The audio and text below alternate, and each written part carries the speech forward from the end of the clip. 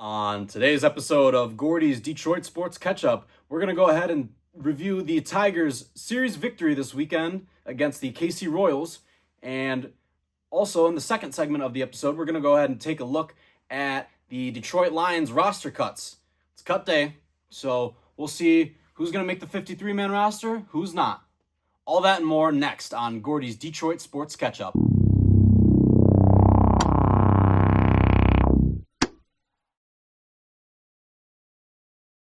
Hello, everybody, and welcome to Gordie's Detroit Sports Catch-Up. In this first segment, we're going to go ahead and take a look at the Detroit Tigers' 2-1 series victory against the Kansas City Royals this weekend. We're going to be looking at the games on Friday, Saturday, and Sunday. Just going to give you guys a quick, not necessarily inning by inning review, but just my takeaways, a little summary of each game, and some interesting. I got some quotes from Skip AJ Hinch, and otherwise, I just want to get into, my general observations and let you guys know what I think.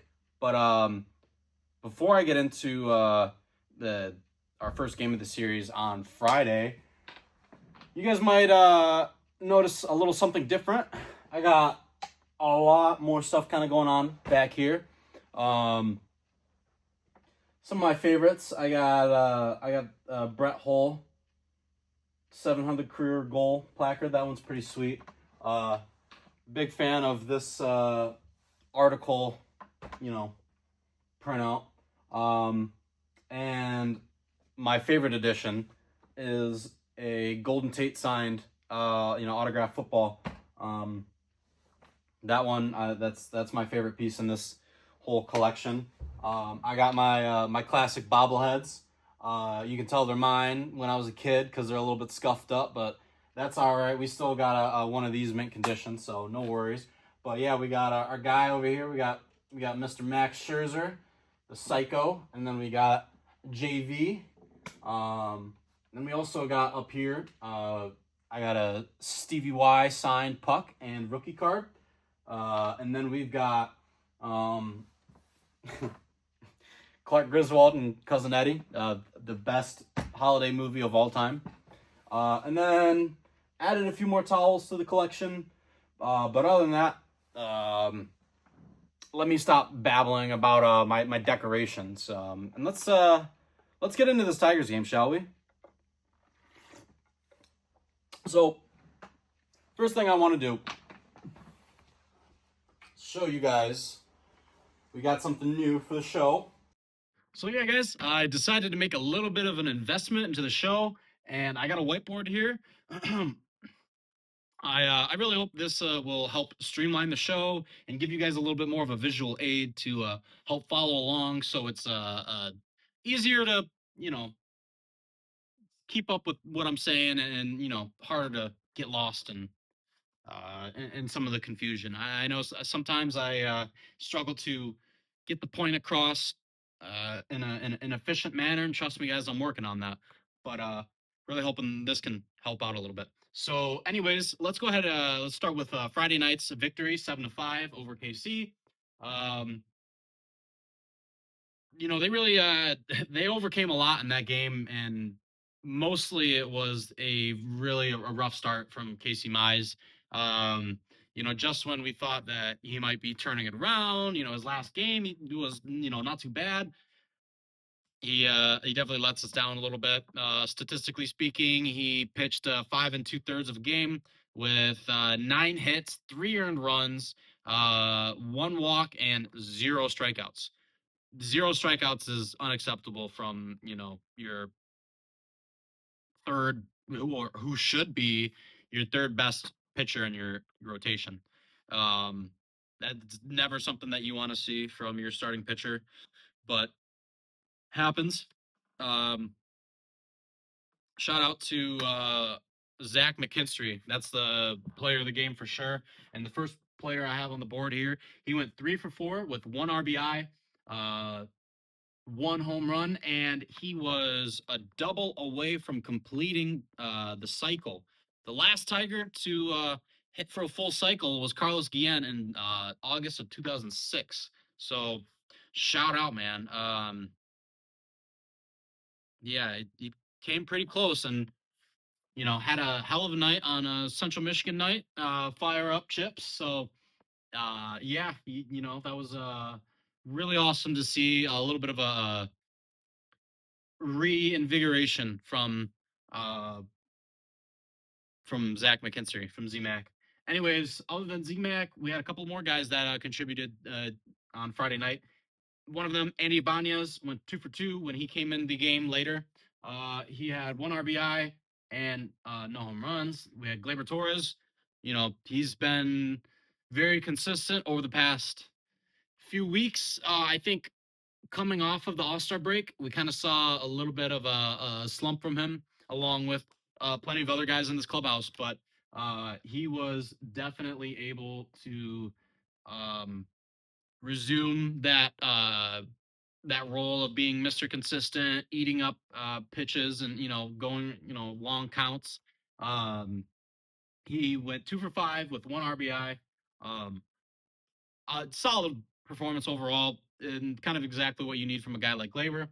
And Riley Green with a 413-foot no doubter bomb to right field.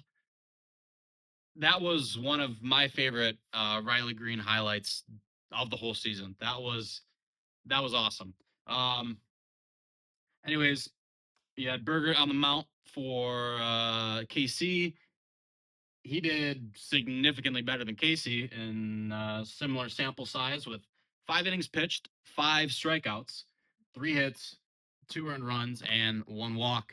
Uh, Other than that, the middling, Kansas City lineup, they were able to generate offense in spurts, but mainly in the beginning, and then they were just kind of trying to keep the thing close, play catch up, after the fourth, fifth inning.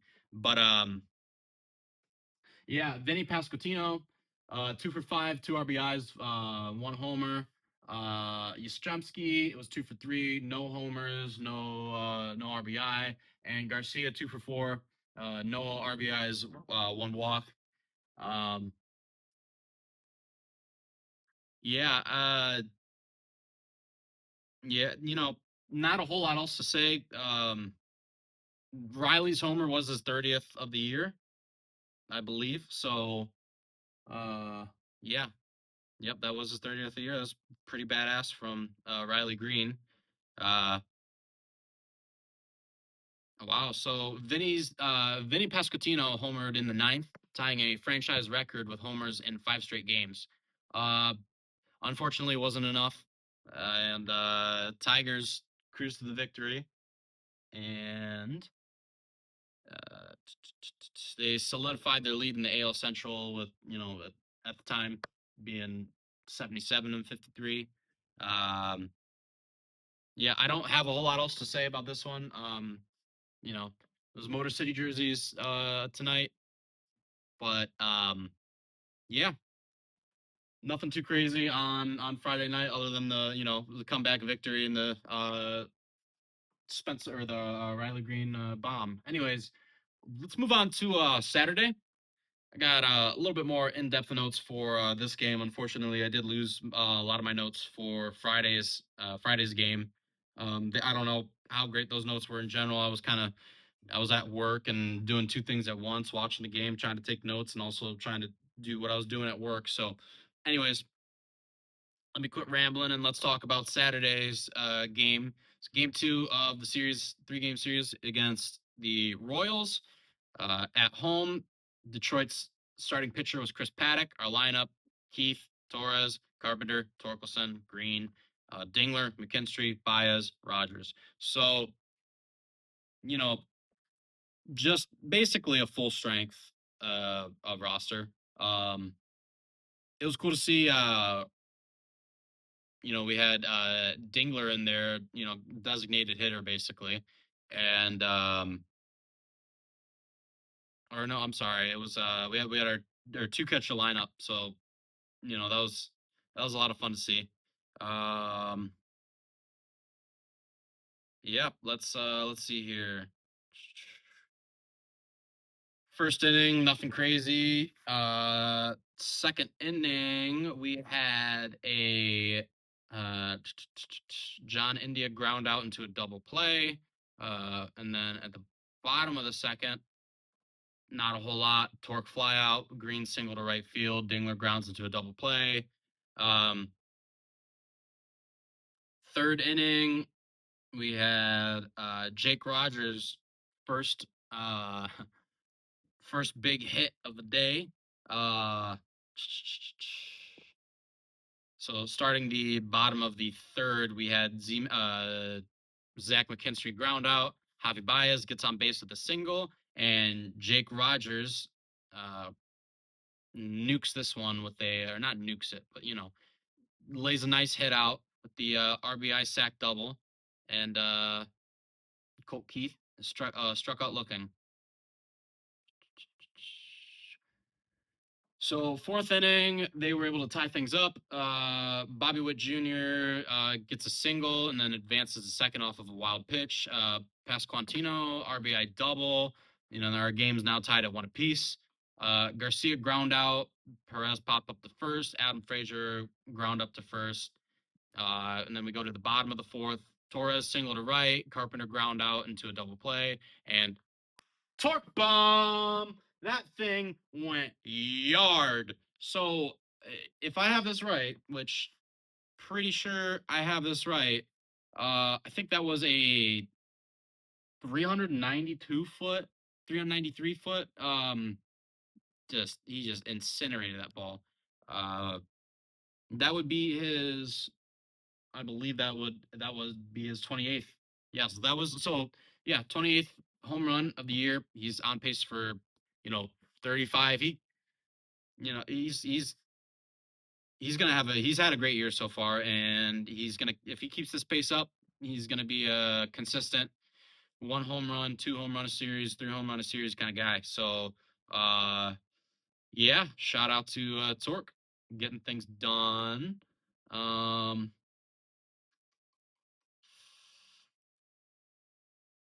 mm, let's see here. Where are we at? Okay, fifth inning. John India singles on a ground ball. Randall Gachuk fly out to left. And then a Sable strikeout swinging. Yastrzemski line out to first, and that's the then we're gonna head to the bottom of the fifth. Dingler strikeout swinging. McKinstry singles in the right. Baez fly out in the right. Two outs. Jake Rogers with another great hit. RBI single gets McKinstry on scores McKinstry. And then Rogers was able to reach second from a error from Bobby Witt. So now, KC 1, Detroit up 2 with 3 total. Sixth inning, Troy Melton comes in for Chris Paddock. I'll talk about a couple quotes from Paddock and AJ Hinch when we finish the inning by inning.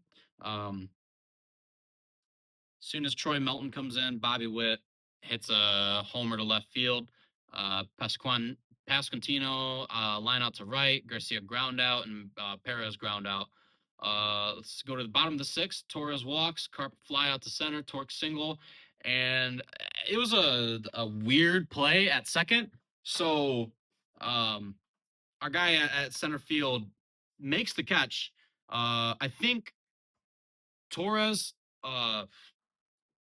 got confused at second. It was, like a force out, not basically a force out. And he failed to advance to third.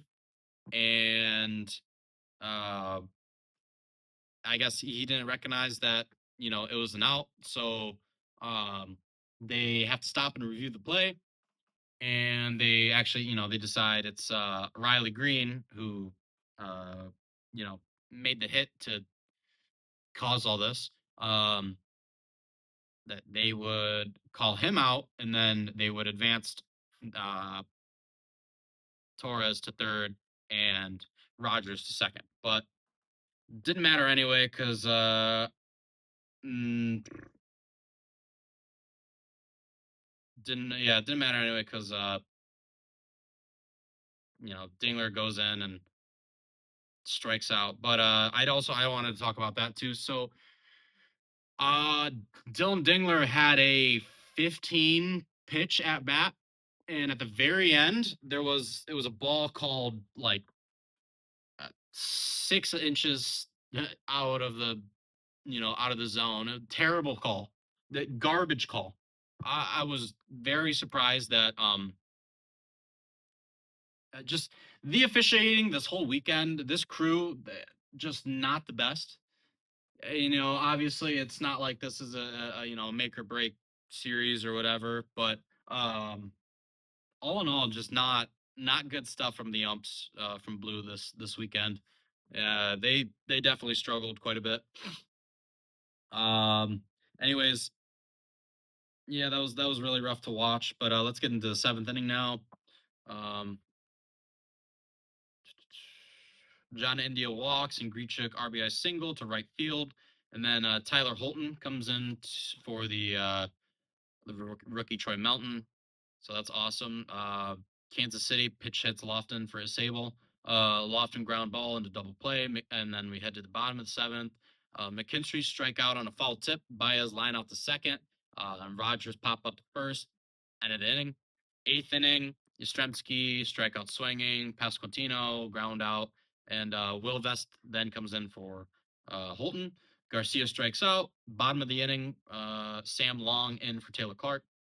And then just in the outfield for KC, and then Ibanez pinch hit for Keith immediately gets a 2-run homer. Detroit up 4-2. Glaber walks again. Wentz up Perez in for Carpenter. He strikes out swinging. Torp fly out. Green ground out, and that's the end of the inning. Now we head to the ninth. Um, Adam Frazier ground out. Perez strikeout swinging, and John India fly out, and that's the ball game. So there's some takeaways from this. That's the fifth straight win for the Tigers. They won 10 of the last 12. McKinstry and Rogers had the two best efforts today, I would say. um well, McKinstry did good, but Torkelson, I would say Torkelson and Rogers probably had the best uh you know best performances. I can now officially say that Jake Rogers has a better OPS than that dork Trey Sweeney. Not a whole lot of Trey Sweeney this weekend, which I was pretty happy with. I don't like seeing that guy on my screen. He looks like a dork. People say that Riley Green looks like a dork, or at least runs like it. But obviously they aren't watching towards the end of the lineup when we get to Trey Sweeney, because that guy is terrible. Uh,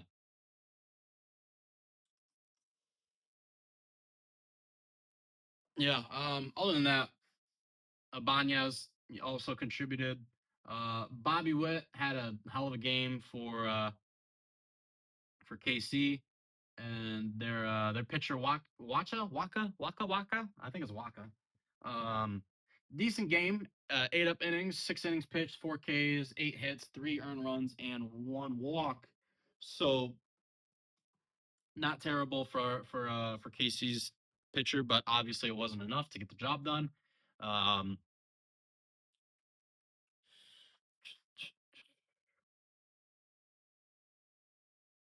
So yeah, AJ Hinch said, when you look at tonight's game, I love how we scored in 4 different ways to win.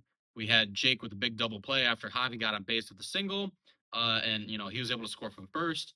We had the big torque homer, which is always fun. We had the hustle out of McKinstry, the aggressiveness by Joey Cora on Jake's base hit, and then Andy with somewhat of knockout punch as a pinch hitter at the end. We did it in a lot of different ways from a lot of different guys. That's been the identity of the good version of our offense. We can't forget that. We're built that way to have multiple contributions throughout the lineup. Um, and then just further on Dingler getting pinched in the sixth inning. Um, Hinch said, quote, I'll say it was a borderline pinch so I don't get fined, end quote. Uh, Hinch said of the called third strike, quote, but what an incredible battle. It ended not going our way, which is frustrating, but it doesn't take away from the how great the at bat was. Dylan did his part, and I think it was easily the best at bat of the night. I'm a sucker for guys that eat up pitches and take pitches for long at bats. I mean, I grew up watching Victor Martinez, and that he did that routinely. So, uh, yeah. Other than that, not a whole lot else I have to take away from Saturday's game. So let's get into Sunday's loss. Um, Starting pitcher for Detroit, Jack Flaherty. Oops. He had 5 innings pitched with only 3 strikeouts. He had 10 hits with 8 earned runs. So overall, pretty rough from Jack Flaherty. This is one of the worst, uh, one of the worst starts that we've seen from him. Um, so let's go through first inning. Yastrzemski pop out to third. Bobby Witt fly out. Pasquantino ground out. Bottom of first. Perez fly out to center. Carpenter strikeout swinging off a nasty curveball. I will give Seth Lugo's credit. He was the runner up for the AL Cy Young last season, right underneath Tarek Skubal. He's got a hell of a curveball, and he got quite a few guys. A lot of swing and miss for the Tigers, which it makes sense because they're trying to be aggressive, especially I think that's an adjustment that was made as they were coming out of that slump after the All-Star break. But yeah, I mean, Lugo, he's a solid pitcher. Um, Second inning, Riley Green got his solo homer. Detroit up 1-0. Dingler and McKinstry back-to-back flyouts. Jahmai Jones gets a single, but tries to turn it into a double and easily gets tagged out at second. He just got greedy. He's excited. This is the first time that he's been in our starting roster, I think, all season, or starting lineup. So, trying to make the most out of it. I get it, but just not a smart heads up play. That ends the inning. We head to the third. Yastrzemski doubles for an RBI on a line drive to center. That scores Luke Mile, who got the single previously. Kansas City, it's 1-1. And then Bobby Witt Jr. with the RBI single to score on Yastrzemski. Now KC 2-1. Pasquantino homers, just destroys that ball. Casey up 4-1. Garcia single to right, and Perez for an RBI single. That is, Casey's Perez, smacked it to right field, or our right fielder, Wenzel Perez. Let's see. Adam Frazier gets an RBI double and reaches third off the error, but then is left stranded. So heading to the bottom of the third, it's 6-1 KC. Sidney Sweeney ground out. Javi walks. Perez fly out to Perez again. Funny how that works out. Javi advances off a wild pitch. Kerry Carpenter ground out. Not the greatest weekend from Kerry Carpenter, but as a designated hitter kind of guy, and I don't even necessarily like him in center field, but we make it work. Just hopefully he can get his bat hot when he packs his bags and heads to Sacramento. Anyways, let's see here. We head to the fourth inning. Torque strikeout looking. Green walks. Dingler gets a single. McKinstry hit by pitch. And just like that, bases loaded. Jahmai Jones comes up to plate and hits a double. Tigers now 6-4 or 4-6. Sweeney and Bias strike out swinging, and that'll end the inning. Tigers able to do a little bit of damage there to come back within, a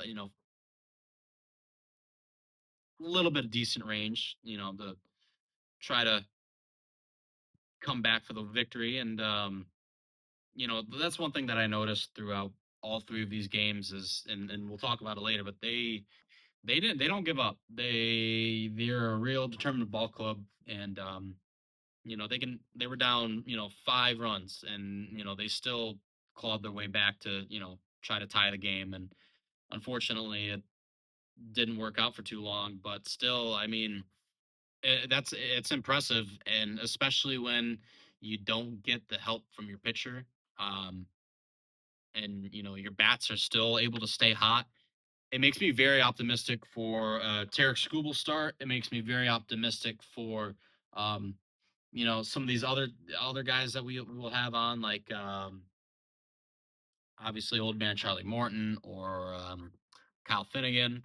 So yeah, that's kind of the shining thing through this whole weekend is the offense, the bats. Uh, Anyways, sixth inning, Frazier single to right and John India doubles. We have a pitching change for Detroit, and Tyler Holton, the terrorist, comes in for, obviously this time we got Bad Jack. Um, yeah, Jack Flaherty, yeah, gone. He gets hooked. And yeah, pretty soon in after Tyler comes in, he's got 2 on. Isbell singles off the glove of ZMAC and scores. Casey up 8-7. Luke Mile advances and Isbell to third off of a little weak ass sack bunt. Hate bunts. Grichuk pinch hits for Yastrzemski and pops out. Witt intentionally walks. And Isbell scores and Witt advances off a terrible pitch from Tyler Holton. Um, KC up 9-7. Pasquantino strikeout looking to send us to the bottom of the sixth. KC kind of shuffles around their infielders. Uh, Sweeney and Bias strike out. Perez grounds out. Quick inning. Bottom of the lineup doing absolutely nothing to help. As we head to the seventh inning, we have another pitching change for Detroit. My other least favorite pitcher, Brennan Hanafy, comes in for Tyler Holton.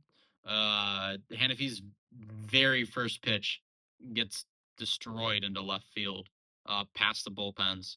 Um, 4 pitches later, he hits Perez, with the pitch. Frazier grounds into a force out. Perez out at second. India walks. And then Isbell and Mile with the ground out. And that's the bottom of the seventh. Let me get a little hydration break here. Okay. Bottom of the seventh.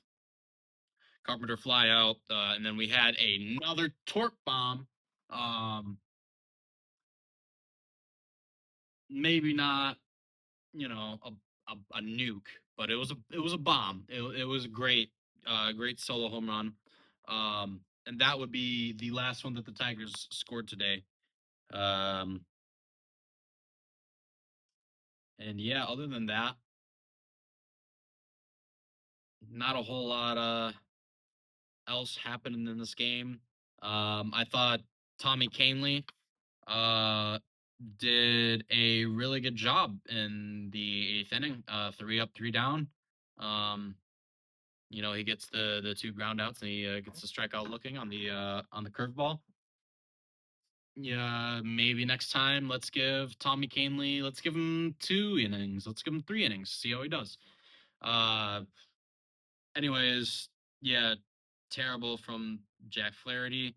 Um, his second time through the lineup was especially rough, and his knuckle curve was not working at all. It was totally dysfunctional. Um, so good luck, Jack Flaherty. I mean, you're gonna need it, dude. It's looking like your 30s might be catching up with you, and I really don't know. We're gonna talk about this, but I struggle to figure out who's going to be our starting rotation guy. Actually, you know what?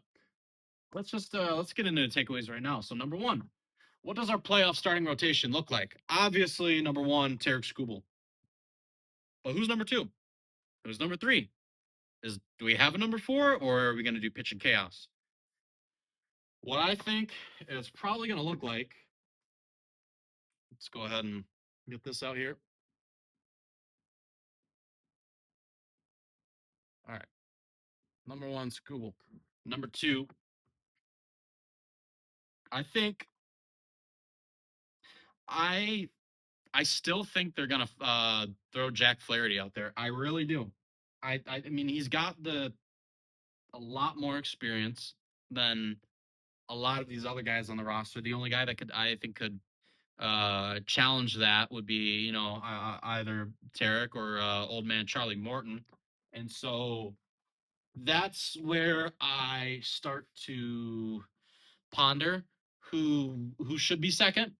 And I really think that uh yeah, no, it's tough. It's a tough decision. I definitely do not envy Chris Fetter and AJ Hinch as they have to you know decide their starting rotation in the coming month. So anyways, number two, I'm probably still gonna put Flaherty. I know, unpopular take, especially after the absolute stinker he dropped. But I still trust Jack Flaherty good game more than a Casey Mize good game. And I hate to say that because I do really like Casey Mize. Um, I really want to like Casey Mize, him just being the first overall, but sucks, man, sucks. Number three, I'm putting old man Morton. Give me Charlie Morton for our third guy in our you know playoff rotation. And then obviously number four, PC, pitching chaos. Um, some guys that I think are going to do really good in this role. Kyle Finnegan. Uh, Hopefully Casey Mize can do some damage coming in as a reliever. Um, Holton and Hannafy, you already you know how I feel about them. Um, Really, who I'm looking at mostly is, let's see here. I'm looking at Melton, Mize, Finnegan,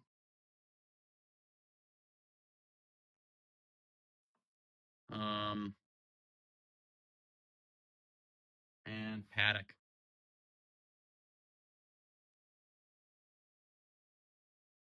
So these are our top of the line, um, at least playoff relievers. Obviously, these guys all, kind of claim to be starting pitchers, or at least everybody but Finnegan. And I think Melton, he's a young guy, so he just hasn't quite proven that yet. But obviously Mize and Paddock are capable starting pitchers. Um, Not having Reese Olson and Jackson Jobe really does suck, but I think uh, it, I think a Kyle Finnegan does Reese Olson's job reasonably well. He's a guy that has a couple different things in his arsenal, and he's able to eat up innings. So um, overall, I'm fine with that. And then when it comes to uh, our closers, Vest, Montero, that's really Melton. He's a guy that's interesting because as a high leverage pitcher, you could also see him being a closer. So they have, like I said, uh, Fetter and Hinch. They have a lot of work to do, but I uh, I wouldn't trust anybody else to make sense of this whole situation. Anyways, the second thing I wanted to talk about is just the grit, the determination that these guys have played with. Um, Two separate instances this weekend where they were down. and they tied it up, or at least tied it up, or they came back to win the game. Um, and it kind of also goes with something that I wanted to mention. And the next point is the depth on our team, and the way that our guys like Jemai Jones, Wenzel Perez, Andy Ibanez, um, the way that these guys are able to contribute to the starting lineup, or when called upon in the sixth, seventh, eighth inning to pinch hit, or do whatever they got to do. Um, they've been pretty phenomenal, and also when asked to, or when plugged into the starting lineup, they've also been uh, you know pretty damn good, at least as far as rotational guys go. Um, Yeah, down but not out. These Tigers, they don't know how to quit. They don't know how to quit, and that's something that I think is huge, especially when we get to playoffs. Um, I mean, you're gonna be getting 110% of every team you face, and um, the the amount of youth on the team, I think it makes it a little bit easier to roll with the punches a little bit. Take it on the chin, pause, and just you know, get back up after you get knocked down. Um, Other than that, offensively, it was a great weekend. Tigers did a really good job of working counts. Um, and there's one guy specifically that I kind of want to talk about when it comes to being patient and drawing walks. But aggressive base running, a lot of pressure. They still do a good job of either scoring in the first, or just drawing out their at bats in the first to try to see more pitches from the starting pitcher. Excuse me. And yeah, a lot of promising things going on with the Tigers. Um, Riley Green, I want to talk about him. Obviously, he's our star, he's our guy. Uh, 31 homers after this weekend. Uh, he drew 3 walks this weekend, which was awesome to see. One, he got hit by it, but two, he just had a great eye. This weekend especially, he had a great eye. And if you look at his um drawn walks, and his stats in that category since the All-Star break, he's uh totally changed his approach to the plate. Um which is very surprising, honestly, for Riley. I kind of thought that, at least for this season, that he would just be one of those, swing at everything kind of guys, and sometimes you make contact, sometimes you don't, and that's what I'd come to expect from Riley. But this is really promising. Seeing him become more patient, I thought, that's kind of one of those changes. I feel like it's almost hard to make in the regular season. You don't usually see guys magically become non just power hitters, and kind of gain a better eye for the zone. But here we are, and a young guy like Riley obviously still has a lot of room to grow, and you can't teach an old dog new tricks, but a young one you sure can. Yeah. Anyways, other than that, his bestie, Spencer Torkelson, Mr. Consistent. This guy got, what, he got 2 home runs this weekend. Just, overall decent job from Torkelson lately. He really has been Mr. Consistent. He's got 28 home runs so far this season, so I'm very confident in saying that he'll reach 30, and probably 35. I don't know if I would say 40, but it's possible. It's definitely possible. Um, Anyways, uh, yeah, that's all I have to say about our last 3 games. Our next 3 games are against the No City Ass, or the Athletics, but I we're in Sacramento. Um, great view, by the way. That ballpark is kind of a dump, but a really cool view. Uh, yeah. So next 3 days, today, tomorrow, Wednesday. Today we had a Tarek Scoop start, so that'll be fun to see against a relatively high-powered, offensive lineup. I know. Listen, the Athletics not too hot, but I think the Athletics are not the kind of team that you want to underestimate. Uh, but with the Tarek Skubal start, we should have a very low scoring game. I'm expecting from Tarek, I want to see, at least seven, six, seven, eight strikeouts. I don't want to see any walks. But that's just because it's Tarek Skubal and he doesn't walk pitchers at all, or rarely. Um, and I don't want to see more than 5 hits and 2 home runs. I think it's pretty doable. I don't think Tarek Skubal should uh, struggle too much. They're underway right now. It's 10 after 10. So yeah, top of the first. I won't give you guys the play by play, but just know it's I'm recording this Monday night. It honestly will probably be out Tuesday, so I might have to make this a Tuesday episode, but that's okay. Um, the Athletics are 60 and 72, so they're not great, but they're still technically treading water. Um, our likely pitchers for the next 2 days after, we're probably going to get Old Man Morton tomorrow, and probably Casey Mize on Wednesday. I don't really see who else it would be to for the start. And finally, the magic number of wins that the Tigers need to clinch the division, 17. I will be constantly updating that, and we will be tracking the magic number for the Tigers in every episode, or at least in every episode I discuss the Tigers, which should be almost every episode until the end of October. Anyways, guys, that's all I got for you when it comes to the Tigers. In the next segment, we're going to make it a quick one, and we're just going to go ahead and talk about some of the roster cuts that the Lions have made today, as it is the worst national holiday in all of sports, cut day. Yeah, stick with me, and we'll get into that in the next segment.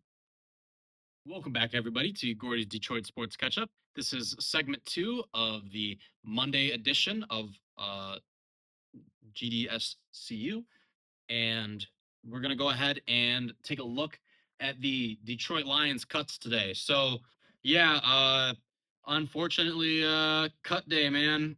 Sucks to I won't be that mean, but you know, it sucks to be these guys, but there's honestly still a lot of these guys are really talented. So, um I will be surprised. Like, I'll let you guys know when we go through this, and who I'd be surprised that if they stick around, or who's gonna, I think will probably get claimed off of the waivers. But yeah, first I want to talk about Dan Skipper. That was kind of our most shocking um move, and I think it's what's gonna get the most press today. Obviously, everybody loves Big Skip, but I don't know if that's necessarily worth it. The only thing that I could see happening with him is the Bears or the Jets going and snagging him off waivers because they know how good he is, or at least they know how to utilize him. Um, God, if Ben did that, I would hate them so much more. As if I can't hate the Chicago Bears enough. But anyways, yeah, Dan Skipper was the third tackle in this team for the longest time, was probably the fourth or fifth now, but pretty surprising. I still think that he'll clear waivers and he'll be back. So I'm not like holding my breath, but I'm pretty optimistic in it. Um quarterback, Hendon Hooker. We might have all seen it or seen it coming, but uh, you know, he simply did not play well. Um, every single time that he showed you some promise, he would throw an interception in the red zone or you know try to run for it and fumble it. So it was really frustrating this preseason, this camp. It kind of felt like with Hendon, it was for every two step forward or for every one step forward, it was two steps back. Unfortunately, and using the third round pick on him, it stings. There's another guy that we used a third round pick on in this list too. That that also kind of stings, but um, it didn't work out. It it did not work out, and what's the name? Kyle Allen looked a lot better than him. So you know, I really uh can't blame the Lions for that. Um, fan favorite wide receiver Tom Kennedy also is he got cut, but I can definitely see him getting claimed on waivers again and being still being on this practice squad. I mean, it happens every year, right? Anyways, another wide receiver that a lot of people were talking about, Jackson Meeks. Um, he had some great games in preseason. He looked really good, and I wouldn't be surprised if another team claims him. Um, he put out a lot of great tape, and I don't know if the Lions have the room for this guy. So yeah, I mean, I wouldn't say the sky's the limit with Jackson Meeks, but um, I'm optimistic that he can be a good receiver, but I'm just not optimistic that it'll be with Detroit. Anyways, uh, local guy, Wayne State alum, long time, Detroit linebacker Anthony Pittman. He is cut, and yeah, that's tough. Um, yeah, he's been with us for like 6 seasons. He's been a dog on special teams, but just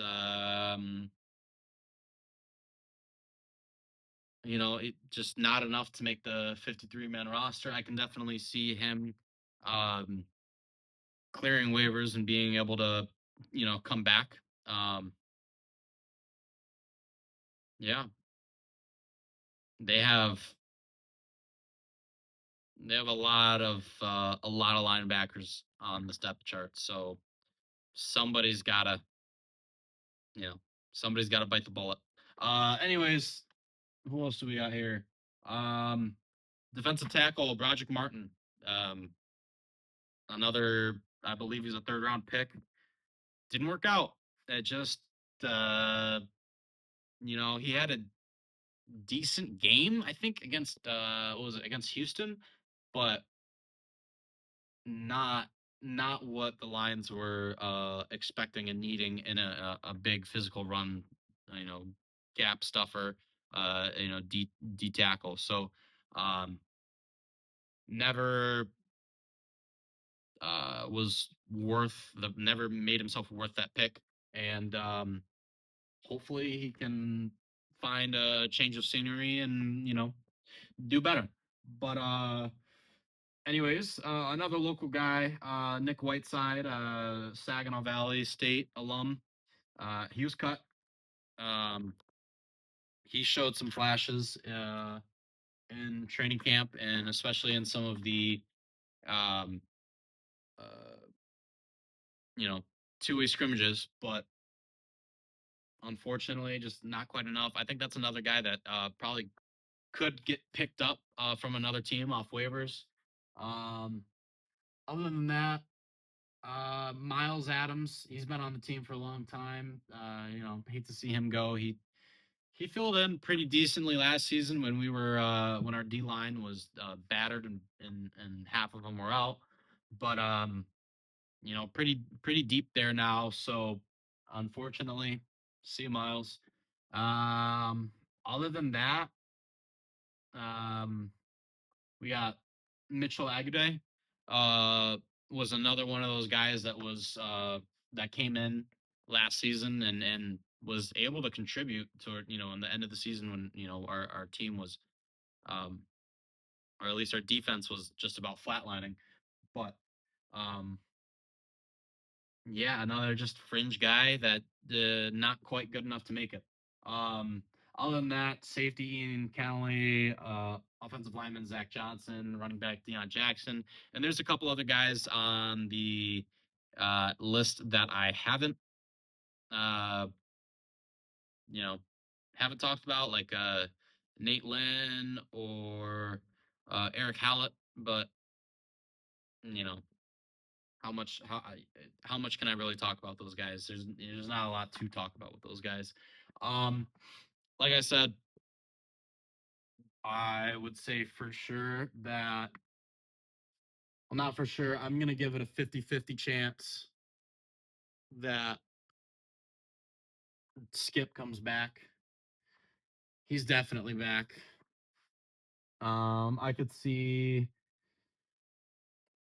I could see Pittman and and Adams also coming back on the practice squad. Um,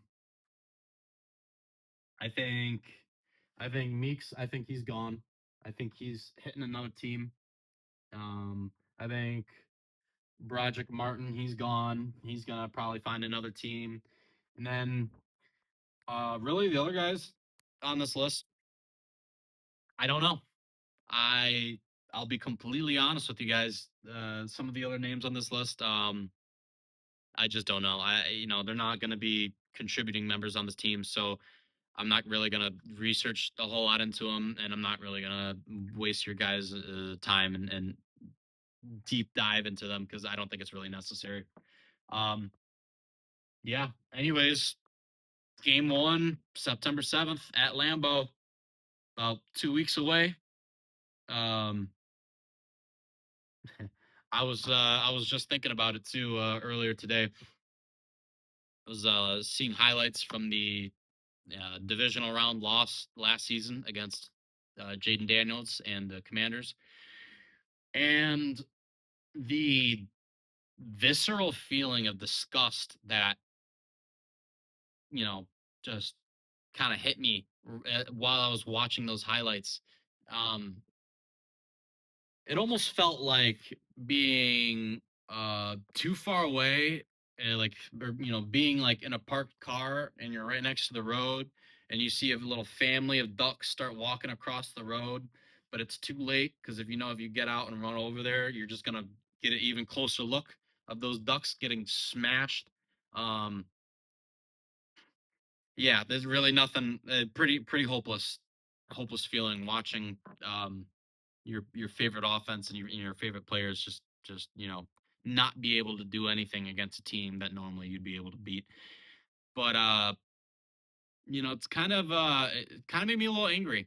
And uh makes me think about just what the feeling in this locker room has got to be right now. I mean, just saw, according to, I think it's MGM, the Detroit Lions are the number one bet on team to miss the playoffs, this season. And, with the players top 100 list coming out, and, I think some guys being left off that list or some guys being way lower than they should have been. Uh, I think there's going to be a lot of motivation, external motivation that the Lions can kind of pick and choose from. A lot of bulletin board material. So it makes me really, really excited to be the underdog again. I think that's when this Detroit Lions team is best. I think that's when they thrive, is when they embrace that role and get back to the knee biting, kneecap biting mentality from these guys from the dirt. You can't bury them. Uh, that's that's the Detroit Lions that I'm excited to see. And last season was awesome, being going 15-2. I obviously I don't expect 15-2. We talked about that in my record prediction in a previous video, but these guys should win 9, 10, 11 games. I mean, there's no reason they shouldn't. They have arguably the most well-rounded roster in football. The only team that I would come close to arguing would be the Eagles, maybe Baltimore, but they have some holes. Um, Buffalo, they have holes. KC has holes, but um, yeah, I cannot wait for this Lions season. Um, I'm sure most of you guys feel the same. And yeah, anyways, let me quit rambling. Um, if there's any more updates, you will talk about it in the next episode. But without further ado, I just want to say thank you guys so much for watching today's episode. If you enjoyed it, please like, comment, subscribe. Um, yeah, if you have anything to say, you guys wanna hit me up. You guys can DM me at Instagram at Gordon J Jones II. And yeah, you wanna talk sports, you wanna BS about our teams, whatever. Hit me up. You guys know where to find me. Anyways, guys, thank you so much for watching, and I'll see you guys in the next episode.